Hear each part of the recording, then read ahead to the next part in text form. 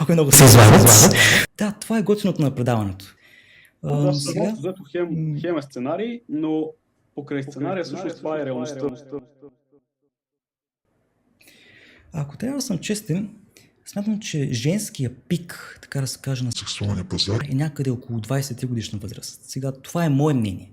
Не съм го съобразявал с повечето хора. Така ли?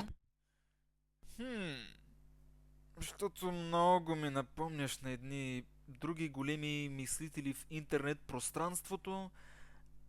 Ама нещо не ми идват на ума в момента. Не знам защо. Докато смятам, че мъжкия пик започва някъде около на 37. Да, пика на 37. Когато почват болките в гърба, таза, коляното, глезена и се налага да си купуваш Простамол Уно. просто бъди мъж.